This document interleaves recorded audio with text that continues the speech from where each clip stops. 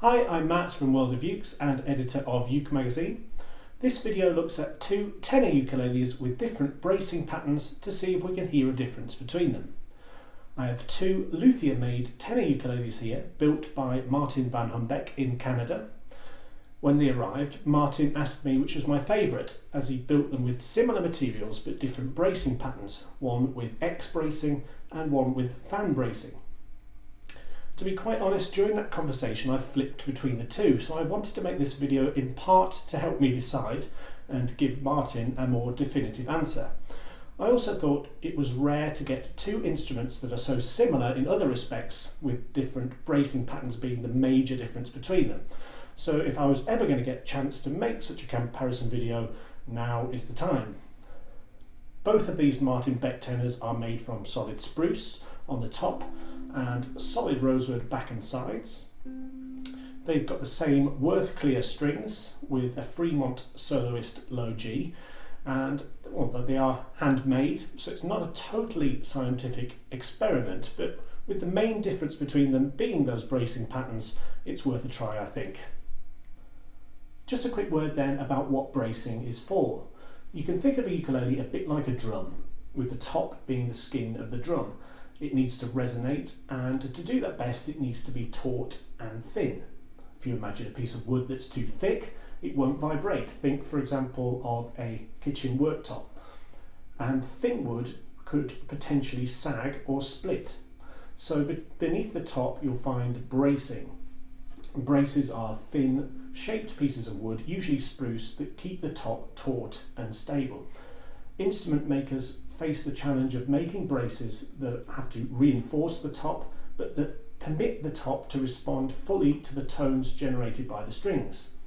This challenge is faced by arranging those braces in one of many different formats, two of which we'll look at with our Martin Beck tenors today. This instrument, number 177 to come out of Martin's workshop, features an X bracing pattern. I've used a graphic from Taylor Guitars, a simplified version, to give you an idea of what it looks like inside. And this ukulele, number 178, features a fan bracing pattern, and here's another image. So what I'll do next is, you'll be pleased to know, stop talking and compare these instruments side by side. I'll keep some text on the screen at all times so that when you go through you don't have to remember which one was which, and I'll start by quickly cutting between the pair and then play longer tunes as the video progresses.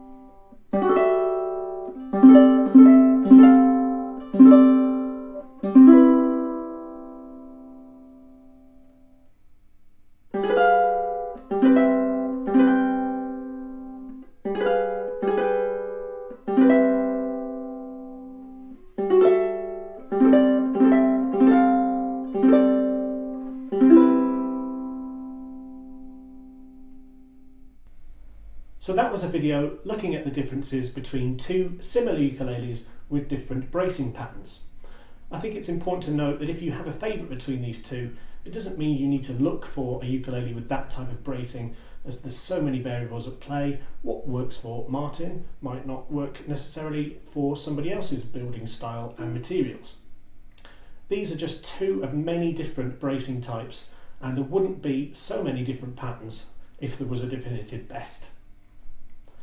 I would, however, like to hear from you in the comments if you had a favourite between the two Martin Beck tenors today.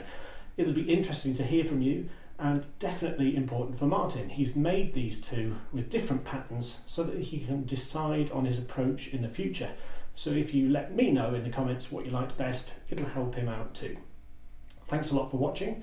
If you subscribe to the World of Ukes YouTube channel, you can find hundreds of other ukulele videos with new content added all the time. worldofukes.co.uk worldofukes.co.uk